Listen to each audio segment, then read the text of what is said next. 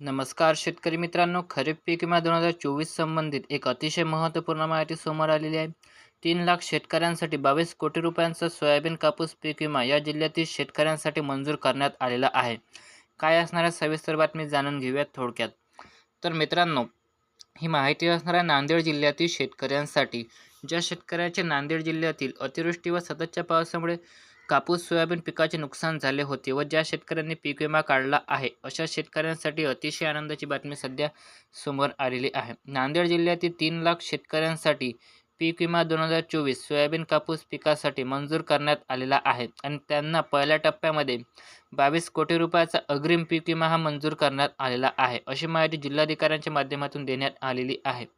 तुम्ही जर नांदेड जिल्ह्यातील शेतकरी असाल, तुमच्यासाठी अतिशय आनंदाची बातमी असणार आहे। तर नांदेड जिल्ह्यातील एकूण 17 तालुक्यापैकी 15 तालुक्यातील शेतकरी यासाठी पात्र झालेले आहेत। तर ते 15 तालुके कोणते असणार आहे याविषयी सविस्तर माहिती आपण पुढच्या व्हिडिओमध्ये बघणारच आहोत। त्यासाठी चॅनलला सबस्क्राईब करायला विसरू नका। चला तर भेटूया पुढच्या व्हिडिओमध्ये। धन्यवाद।